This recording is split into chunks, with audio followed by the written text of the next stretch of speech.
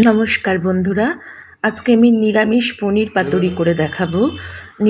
নিরামিষ পনির পাতুরি করবার জন্য আমাদের এখানে লাগবে সর্ষে আর পোস্ত, কাঁচা লঙ্কা তিনটেকে একসাথে নিয়ে মিক্সিতে পেস্ট করে নিলাম।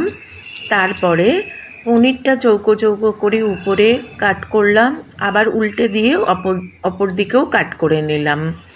এরপর উপর দিয়ে প্রথমে কি করব, নুন ছড়িয়ে দেব।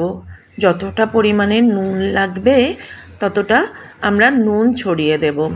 আর দেখুন কাটটা কিভাবে করেছি, ওইভাবেই করবেন যাতে ভিতরে মশলাটা ঢোকে। নুন হলুদের গুঁড়ো একসাথে দিয়ে তারপরে মাখিয়ে নিয়ে তারপর যে পেস্টটা মিক্সিতে বানালাম, সর্ষে পোস্ত আর কাঁচা লঙ্কা, এই পেস্ট মাখিয়ে নিয়ে সামান্য একটু কাসুন্দি ওপর দিয়ে ছড়িয়ে দিতে হবে। কাসুন্দি ছড়িয়ে দেওয়ার পর উপরে একটা কাঁচা লঙ্কা দিয়ে দিয়েছি, কাঁচা নয় এটা লাল পাকা লঙ্কা, সামান্য অল্প একটু চিনি দিলাম স্বাদের জন্য।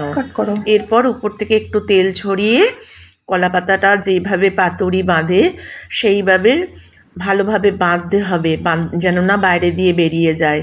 বেঁধে নিয়ে তাওয়ার মধ্যে সামান্য একটু তেল দিয়ে বসিয়ে দিয়ে তারপরে ঢাকা দিয়ে 10 মিনিট মতো, 5 মিনিট একবার এই পিঠ, 5 মিনিট একবার ওই পিঠ ভালো করে করে তারপরে গরম গরম ভাতেতে পরিবেশন করতে হবে। বাড়িতে যারা নিরামিষ খান, অনেকেই তো আছেন যারা মাছ মাংস খান না, যারা নিরামিষ খান তারা একবার এই রেসিপিটা ট্রাই করতে পারেন। একদম হলপ করে বলতে পারি খুব ভালো লাগবে খেতে। খেয়ে দেখুন, অপূর্ব হয়েছে খেতে। দেখুন একদম যেরকম পাতুরি হয় একদম ওরকম হয়েছে, ভীষণ সুন্দর আর নরমও হয়েছে খেতে। এইভাবে বানিয়ে ফেলুন।